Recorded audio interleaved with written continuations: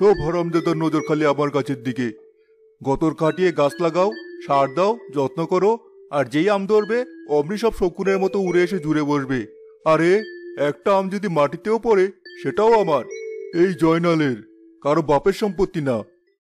একটা ছোট ছেলের ক্রিকেট খেলার বলটা গড়িয়ে জয়নাল চাচার বাড়ির গেটের কাছে চলে যায়। চাচা, আমার বলটা যদি একটু দিতেন। কি? কিসের বল? এখানে কি করতে এসেছিস তুই? বল খেলার নাম করে আম চুরি করার মতলব, তাই না? আমি সব বুঝি। না চাচা, সত্যি আমি খেলতে এসেছিলাম, বলটা এমনিই চলে এসেছে। এমনি চলে এসেছে? তোর বলের কি পা গজিয়েছে? দাঁড়া, তোর বল খেলা আমি বের করছি। এক্ষুনি যদি না যাস তোর ঠ্যাং আমি এই লাঠি দিয়ে ভেঙে দেব। যা, ভাগ এখান থেকে।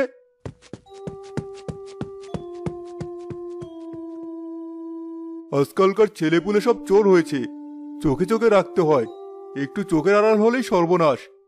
এই যে গাছটা, কি সুন্দর আম ফলেছে এবার। গতবার দুটো আম কম পেয়েছিলাম গাছ থেকে, নিশ্চয় কোনো শয়তান পেরে নিয়েছিল। কিন্তু এবার আমি আছি, এই লাঠি থাকতে একটা পাতাও আমার অনুমতি ছাড়া নড়বে না।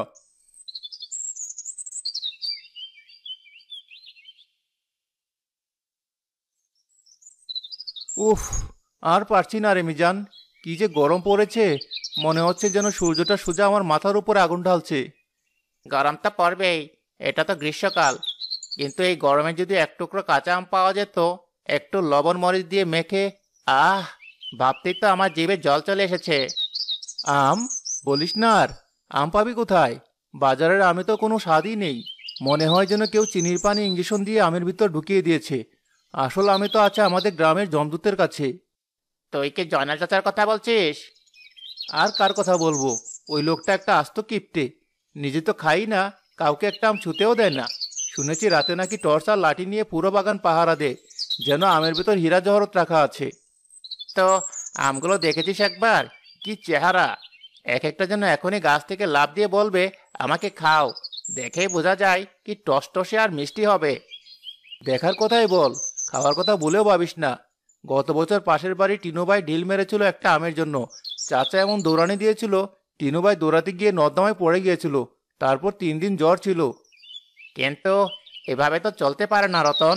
চোখের সামনে এত সুন্দর জিনিস পচে যাবে, নষ্ট হবে, আর আমরা চেয়ে চেয়ে দেখবো? এটা তো প্রকৃতির অপমান, আমের অপমান। তুই আবার এর মধ্যে অপমান খুঁজে পেলি? এখন উপায়টা কি সেটাই বল। চাইতে গেলে তো দেবেই না। আমি অন্য কিছু ভাবছি। আমাদের এমন একটা পথ বের করতে হবে যাতে আমও খাওয়া হয়, আবার ধরাও না পড়ি। তোর মাথায় তো সারাক্ষণ খালি দুষ্ট বুদ্ধি ঘোরে। বের কর একটা বুদ্ধি। চল, আজকে ওই কিপ্টের গাছের আম পেড়ে ছাড়বো। আমার আর সহ্য হচ্ছে না। আরে, এত অধৈর্য হচ্ছিস কেন? যে কোনো বড় কাজ করার আগে পরিকল্পনা লাগে। আগে শত্রুর দুর্বলতা জানতে হয়। জয়নাল চাচার দুর্বলতা কি সেটা আগে বের করতে হবে। ওর কোনো দুর্বলতা নেই, ওর একটাই ভালোবাসা, ওই আম গাছগুলো। আর ভালোবাসার জিনিস কেউ ভাগ দেয় না। তাহলে তো কাজটা আরো কঠিন। আচ্ছা, আমাদের 3 নম্বর পাজিটা গেল কোথায়? শোভাকে তো আজ সকাল থেকে দেখছি না।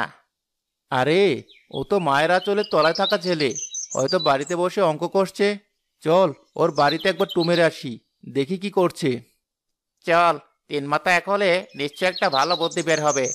আজ জয়নাল চাচার আম আমাদের খেতেই হবে। এটা আমাদের মিশন, মিশন আম।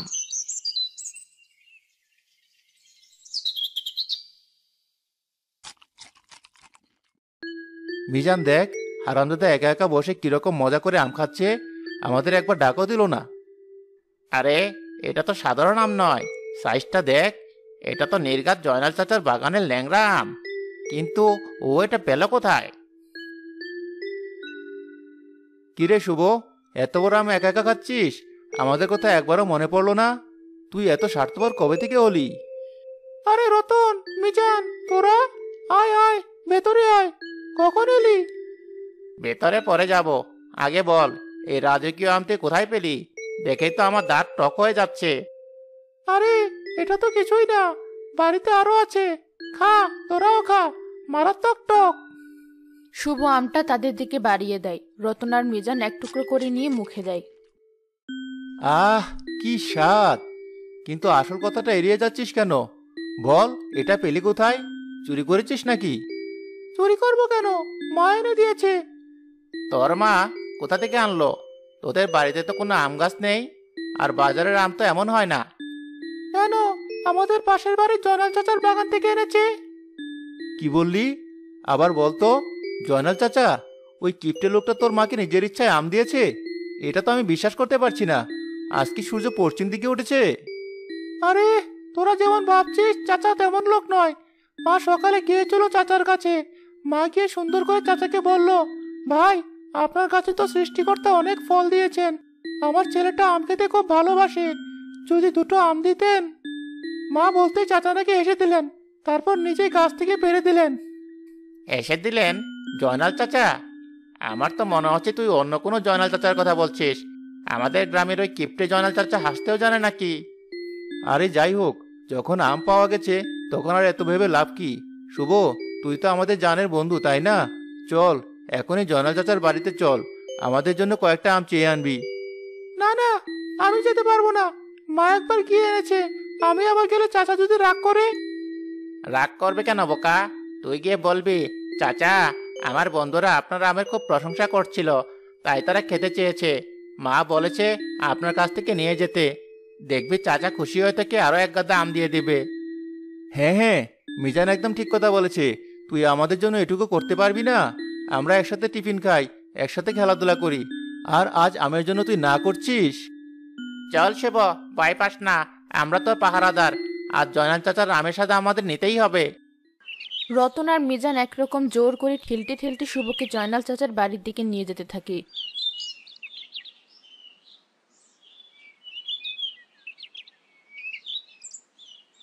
শুভর মুখটা ভয়ে শুকিয়ে যায়।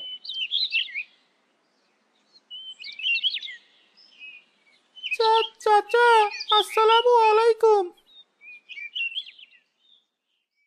ওয়ালাইকুম আসসালাম। তুই কে রে ছোকরা? এই ভর দুপুরে আমার গেটের সামনে কি কাজ? চাচা, আমার নাম শুভ, আমি আপনার বাড়ির পাশে থাকি।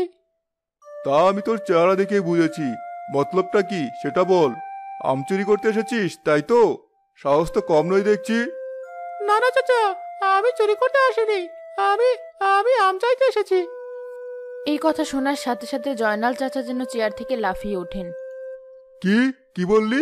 আম চাইতে এসেছিস? আমার সাথে ফাজলামি করিস? এখানে ফ্রি খাবার ঘর খোলা আছে নাকি? যে আসবে তাকে আমি আম বিলিয়ে দেব? চাচা, আজ সকালে আমার মা আপনার কাছ থেকে আম নিয়েছিল, তাই আমার দুই বন্ধু আম খেতে চাইলো। মা বলল। তোর মা বলেছে? তোর মা কে? সে কি আমার বাগানের অংশীদার? যা, ভাগ এখান থেকে। এক সেকেন্ডও যদি আর তোকে এখানে দেখি তাহলে তোর পিঠের ছাল আমি তুলে নেব। চাচা প্লিজ, মাত্র দুটো আম, বন্ধুদের কথা দিয়ে এসেছি। দাঁড়া, তোর কথা দেওয়া আমি বের করছি। তোর বন্ধুদের নাম কি বল, তাদের সহ তোকে আজ আমি শিক্ষা দেব।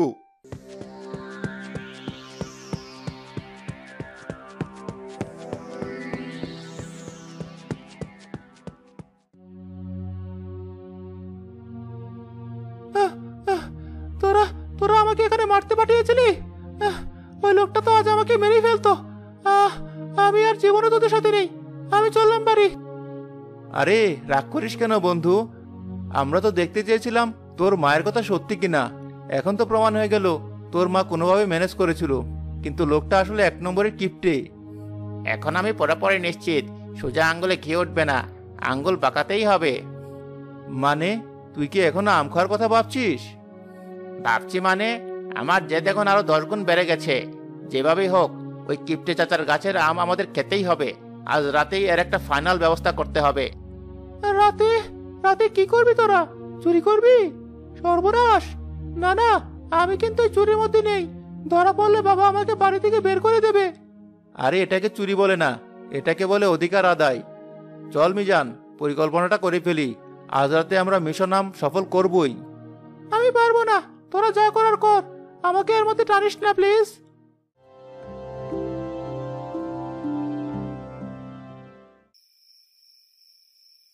আমার কিন্তু এখানে খুব ভয় করছে রতন।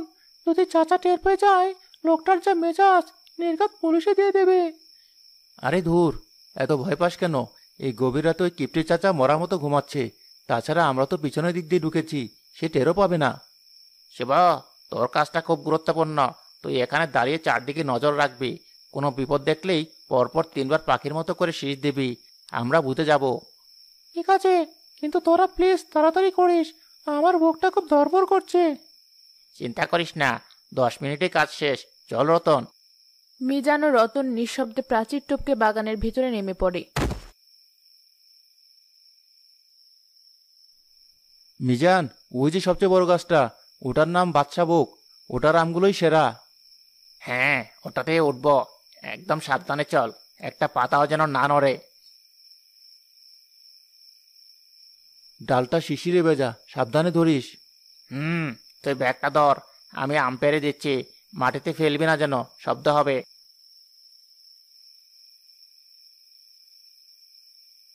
যাক, অবশেষে আমাদের মিশন আম সফল। কাল সকালে। হঠাৎ পাশের ঝোপের মধ্যে খসখস শব্দে তাদের কথা থেমে যায়। কিসের শব্দ? মনে হচ্ছে কোনো শিয়াল। কিন্তু এবার মানুষের ফিসফিসানির আওয়াজ স্পষ্ট শোনা যায়। আরে, আর কত বড় সুমন ভাই, বস্তা তো প্রায় ভরে গেল। এবার চল কেটে পড়ি। দাঁড়া না কালাম, এই ফজলি আমগুলো না নিয়ে গেলে ঘুমই হবে না। ওই কিপ্টে মালিক এখন মরার মতো ঘুমাচ্ছে। রতন আর মিজান ভয়ে একে অপরের দিকে তাকায়। তারা বুঝতে পারে বাগানে তারা একা নয়, পেশাদার চোরও এসেছে। সর্বনাশ, এরা তো আসল চোর। এখন কি হবে? আমরা তো ফেসে গেছি। চুপ কর, একদম শব্দ করবি না। আগে দেখে ওরা কি করে।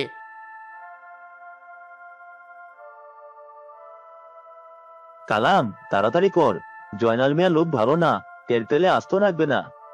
আরে ভয় পাস কেন? আমি খবর নিয়ে এসেছি, পুরোটা রাতে ঘর থেকে বের হয় না। রতন, একটা দারুণ বুদ্ধি এসেছে। কি বুদ্ধি? পালানোর? না, চোর ধরার বুদ্ধি। পাগল হলি নাকি? আমরা নিজেরা চুরি করতে এসে চোর ধরবো কিভাবে? শোন, আমরা এখন এমন একটা খেলা খেলবো যাতে সাপও মরবে, লাঠিও ভাঙবে না। এতে আমাদের কোনো বিপদও হবে না, বরং লাভ হবে। মিজান রতনের কানে তার পরিকল্পনাটা বলতে শুরু করে। রতনের ভয় পাওয়া মুখে ধীরে ধীরে একটা দুষ্টু হাসি ফুটে ওঠে। পরিকল্পনাটা ঠিকমতো বুঝেছিস তো? এক চুলও ভুল করা চলবে না কিন্তু। একদম বুঝেছি। তুই যা, আমি এদেরকে এখানে আটকে রাখার ব্যবস্থা করছি। কিন্তু তুই সাবধানে থাকিস। তুইও সাবধানে থাকিস। আমি গেলাম। রে, তোরা এত দেরি করছিস কেন? ভেতরে কি হয়েছে? আমার তো এখানে একা একা ভয়ে মরে যাওয়ার অবস্থা। পরে সব বলছি, এখন আমার সাথে চল। জয়নাল চাচাকে ঘুম থেকে তুলতে হবে। জয়নাল চাচা কেন? সর্বনাশ, চাচাকে ডাকলে তো আমরাও ধরে পড়ে যাব। আরে পড়বো না, এখন যা বলছি তাই কর। এটা আমাদের বাঁচার একমাত্র উপায়। চল।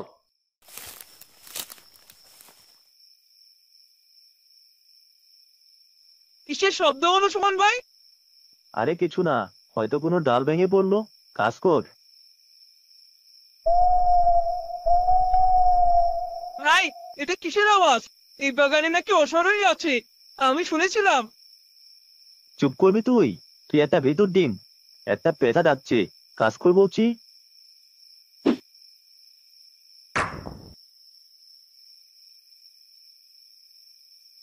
ভাই, এবার কিন্তু শব্দটা অন্যরকম। আমার কেমন যেন গা ছমছম করছে। চলো পালাই, যা পেয়েছি তাই অনেক। আরে দাঁড়া তো, হয়তো বাড়ির মালিক উঠে পড়েছে। একটু চুপ কর দেখি। কে তোরা? আমার বাগানে কি করছিস? আমার অনুমতি ছাড়া আমার গাছের ফল হাতে দিয়েছিস? তোদের আমি ছাড়বো না।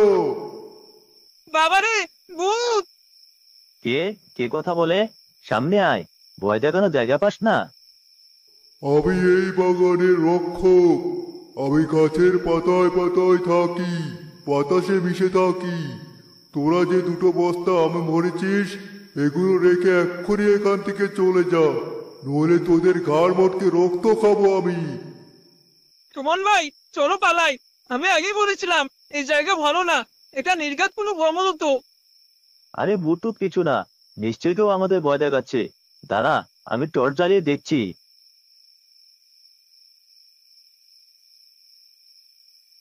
খুঁজে পাবি না আমায়, আমি ছায়া। রেখে যা আমার আম, নইলে কাল সকালে তোদের লাশ পাওয়া যাবে এই গাছের নিচে ঝুলন্ত অবস্থায়। চল কালাম, পালাই। মালদা পেয়েছি, তাই নিয়ে ভাগি। ভূতের সাথে লড়াই করে লাভ নেই।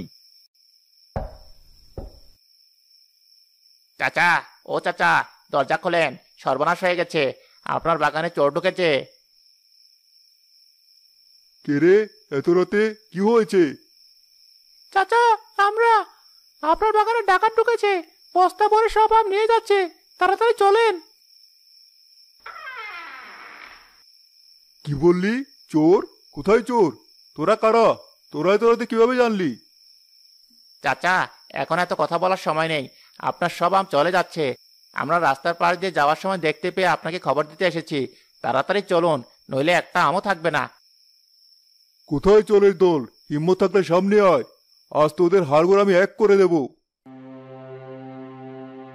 সুমন ভাই, একদিকে ভূত আর একদিকে মালিক, আমরা তো এবার শেষ। আরে ভয় পাস না, মালিক তো একাই, ধাক্কা দিয়ে ফেলে দৌড় লাগাবো। পালাবি কোথায় শয়তান? তোর পথ আমি আটকে দিয়েছি, যাবি তো আমার উপর দিয়ে যেতে হবে। রতন জোরে গাছের একটা বড় ডাল ঝাঁকিয়ে মর্মর শব্দ করতে থাকে। উপর থেকে হুড়মুড় করে এক গাদা পাতা আর ছোট ডালপালা তাদের মাথায় এসে পড়ে। বাবারে, ভূত আমাদের মেরে ফেললো, আমাকে বাঁচাও। চাচা পালাচ্ছে, ওই যে ডান দিকেরটা, ধরুন ওকে। গেলাম রে, পাটা আমার ভেঙে গেল রে, বাবা রে। পালাবি কোথায় চোর, তারা? ঠিক তখনই গাছের উপর থেকে এক লাফে নিচে নেমে আসে রতন। সে লাফিয়েই কালামের বুকের উপর বসে পড়ে। ধরে ফেলেছি, আমি এটাকে ধরে ফেলেছি। মিজান, তাড়াতাড়ি আয়, ধরে নিয়ে আয়। ইরে, খুব আম খাওয়ার শখ তাই না? দাঁড়া, তোদের আমের শখ আমি চিরদিনের জন্য মিটিয়ে দিচ্ছি। মাফ করে দিন চাচা, ভুল হয়ে গেছে, আর জীবনে এই গ্রামে আসবো না। আমাদের ছেড়ে দিন হুজুর, আমরা গরিব মানুষ, পেটের দায়ে। চুপ, একদম চুপ। পেটের দায়ে চুরি করা, পরিশ্রম করে খেতে পারিস না? চাচা, এদেরকে গাছের সাথে বেঁধে ফেলতে হবে, নইলে সুযোগ পেলে আবার পালাবে। বাহ, তোর তো মাথায় দারুণ বুদ্ধি, ঠিক বলেছিস। যা তো, আমার বারান্দা থেকে দড়ি নিয়ে আয়। শুভ দৌড়ে গিয়ে দড়ি নিয়ে আসে। এরপর চারজন মিলে দুই চোরকে টেনে হিঁচড়ে নিয়ে বড় এক আম গাছের সাথে শক্ত করে বেঁধে ফেলে। আমাদের পুলিশের হাতে দেবেন না চাচা, আমাদের ঘরে ছোট ছোট বাচ্চা কাচ্চা আছে। চুরি করার আগে মনে ছিল না বাচ্চা কাচ্চার কথা? এখন চুপচাপ এখানে বাধা থাক, সকাল হলে গ্রামের লোক ডেকে তোদের বিচার করা হবে। তো তা এবার তোদের কথা বল, তোরা এত রাতে আমার বাগানের ভিতরে কি করছিলি? আর তুই তুই তো গাছের উপর থেকে লাফিয়ে পড়লি, ব্যাপারটা কি? চাচা, সত্যি কথাটা বললে আপনি হয়তো আমাদের উপর খুব রাগ করবেন, কিন্তু আমরা আপনাকে মিথ্যে বলবো না। বল শুনি তো সত্যি কথা, দেখি কত বড় সত্যিবাদী তোরা। চাচা, আসলে আজ দুপুরে শুভকে আপনি তাড়িয়ে দেওয়ার পর আমাদের খুব রাগ হয়েছিল, আর আপনার গাছের আম দেখে আমাদের খুব লোভও হয়েছিল। তাই আমরা ভেবেছিলাম আপনাকে না বলে রাতের বেলা কয়েকটা আম পেড়ে নিয়ে যাব। কি? তাহলে তোরাও চোর? দাঁড়া, ওদের সাথে তোদেরকেও আমি এই গাছে বাঁধবো, একই অপরাধ। না না চাচা, আমাদের কথাটা আগে পুরোটা শুনুন। আমরা যখন গাছে উঠে মাত্র কয়েকটা আম পেরেছি, ঠিক তখনই দেখে এই দুজন লোক বস্তা ভরে আপনার সব আম চুরি করে নিয়ে যাচ্ছে। ওরা একটা দুটো নয়, একেবারে পুরো বাগান খালি করে ফেলছিল। তখন আমাদের মনে হলো আমাদের কয়েকটা আম খাওয়ার লোভের চেয়ে আপনার এত বড় ক্ষতি হয়ে যাওয়াটা অনেক বড় অন্যায়। আমরা প্রথমে ভুল করতে যাচ্ছিলাম চাচা, তার জন্য আমরা খুব লজ্জিত। আপনি আমাদের যে শাস্তি দিবেন আমরা মাথা পেতে নেব, কিন্তু আমরা আপনার কোনো ক্ষতি হতে দেইনি। হঠাৎ করে জয়নাল চাচা হো হো করে হেসে উঠলেন। তিন বন্ধু অবাক হয়ে তার দিকে তাকিয়ে রইল। তোরা তাহলে ডাকাত ধরেছিস, আবার নিজেরাও চোর? বাহ, দারুণ তো। তোদের মতো এমন সাহসী আর বুদ্ধিমান চোর আমি জীবনেও দেখিনি। আমরা খুব দুঃখিত চাচা। আমি তোদের কাজে খুব খুশি হয়েছি। এই নে, তোদের পুরস্কার দিচ্ছি। তোরা যা করেছিস তার জন্য এই এক বস্তা আম কিছুই না, এটা তোদের তিনজনের জন্য। মন ভরে খাবি। আর শোন, এরপর থেকে যখনই আম খেতে ইচ্ছে করবে সোজা আমার কাছে চলে আসবি, চুরি করার কোনো দরকার নেই। তোদের জন্য আমার বাগানের দরজা সবসময় খোলা।